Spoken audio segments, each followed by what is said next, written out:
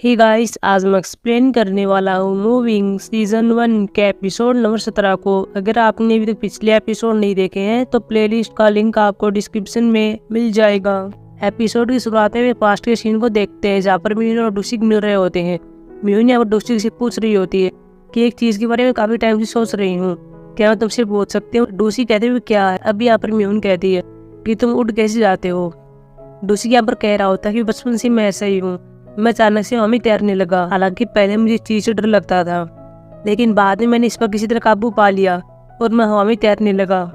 जब कोई भी हवा में उड़ता है तो हमें गिरने के बारे में नहीं सोचना चाहिए। अगले इसमें विशु साथ में वंशु को दिखाया जाता है जो कि स्पोर्ट्स सेंटर में आ जाते हैं। यहाँ पर वंशु कह रहा होता है कि तो बहुत ही बड़ा है, हमारे स्कूल से भी अच्छा है, लेकिन यहाँ पर यीशु कह रही होती है कि मुझे तो वही वाला पसंद था। इसके बाद वंशु ड्रिंक लेने के लिए बाहर चला जाता है। तभी यहाँ पर यीशु रनिंग करने लगती है, लेकिन तभी हम देखते हैं यहाँ पर जो नवाज आता है वो यहाँ पर यीशु के पीछे कटा हुआ था और कह रहा था कि तुमने कितने चक्कर लगाए हैं। यहाँ पर यीशु कहती है तुम कौन हो। यहाँ पर जुनवा कह रहा था कि क्या तुम्हें पता नहीं है कि बड्डों के क्वेश्चन का कैसे आंसर दिया जाता है। यीशु बता देती है कि मैंने कितने चक्कर लगाए हैं। अब यहाँ पर जुनवा कहता है कि मुझे कुछ जाँच करने की जरूरत है। इसके बाद वो यीशु को नीचे फेंक देता है। वही वंशु भी ड्रिंक लेकर वापिस आ रहा था और जब वो स्पोर्ट्स सेंटर के पास आता है तो देखता है कि अंदर से लोग हो गया है और अंदर यीशु की चिल्लाने की आवाज आ रही थी। वंशु यहाँ पर यीशु को बोल रहा था लेकिन कोई रिस्पॉन्स नहीं आता।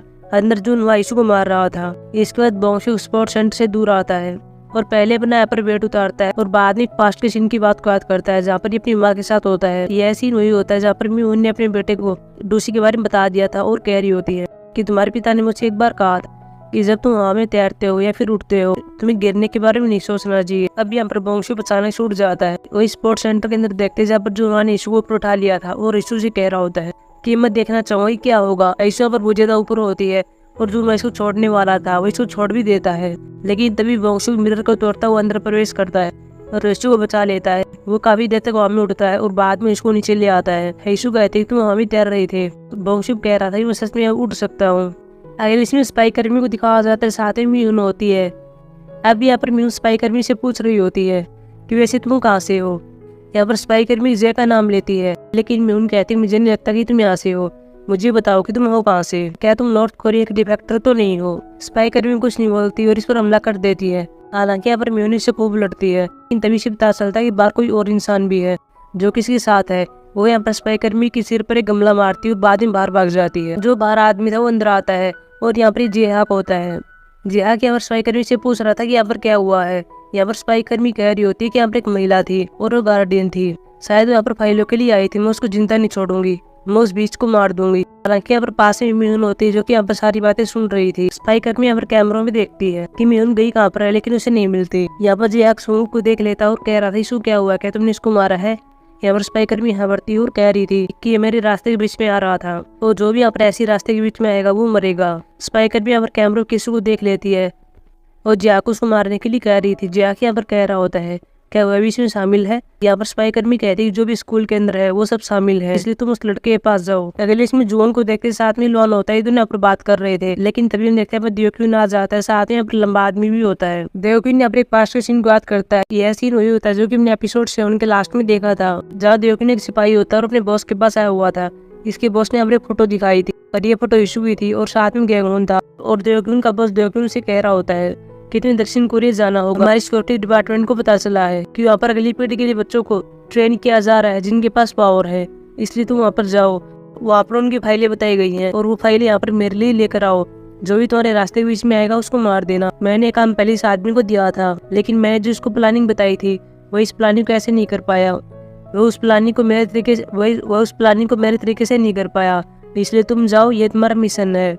देवक्यून कहता ही ठीक है। वही स्पाई कर्मी को देखते हैं जो कि अभी म्यून को ढूंढ रही होती है। उसे यहाँ पर पता चलता है कि यहाँ पर एक एक करके कैमरे बंद हो रहे होते हैं और बाहर हम देखते हैं यहाँ पर म्यून होती है जो कि एक एक करके कैमरे पर कुछ मारती है और यहाँ पर कैमरा टूट जाता है। ऐसा उसने इसलिए किया है ताकि वह इलेक्ट्रिसिटी रूम में चली जाए और वह चली भी जाती है, लेकिन यहाँ पर स्पाई कर्मी इसको जाते हुए देख लेती है। रूम के अंदर जाती है, यहाँ पर म्यून सारी लाइट ऑफ कर देती है। सारी लाइट ऑफ होने के बाद हम देखते हैं कि गैंगून यहाँ पर बाहर आ जाता है, लेकिन तभी चानी इसके सामने आता है और कह रहा होता है कि स्टडी रूम कहाँ पर है। यहाँ पर गैंगून बता देता है, लेकिन तभी चानी अपने फोन में देखता है कि तो वही लड़का है जिसके लिए हम यहाँ पर आए हैं। गैंगून के पास इसकी माँ कॉल आता है और कह रही थी तुम अब तक क्यों नहीं आए हो। तभी चानी इस पर हमला बोल देता है और यहाँ पर गैंगून की माँ फोन में गैंगून की चीख सुन लेती है और बाद में जेमैन से कह रही होती है कि हमारा बेटा खतरे में है, मैंने अभी भी उसकी चीख सुनी है, तुम जल्दी जाओ। यहाँ पर गैंगून की माँ कहती है कि स्कूल के अंदर है।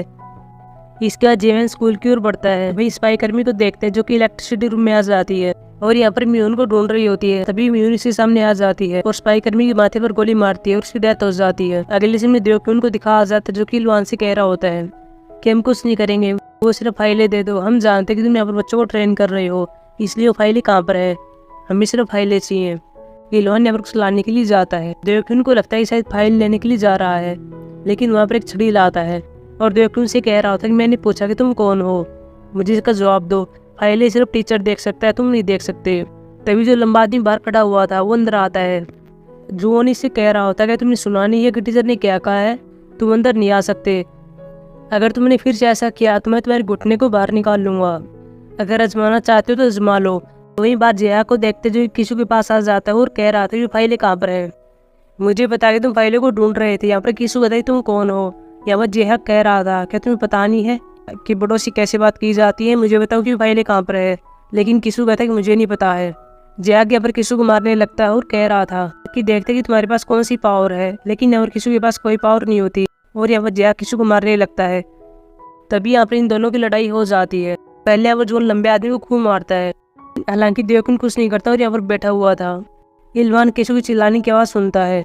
जुओन यहाँ पर इल्वान से कह रहा होता है कि तुम बच्चों को संभालो, मैं इनको देख लूंगा। इल्वान बाहर आता है और जैक से लड़ने लगता है। वह 2-3 छड़ी जैक को मारता है लेकिन कुछ नहीं कर पाता। जैक यहाँ पर इल्वान को नीचे गिर देता है। इल्वान यहाँ पर किशु को भागने के लिए कहता है, लेकिन जैक ऐसा नहीं करने देता और इसके हाथ में गन होती हुई इन पर तान देता है।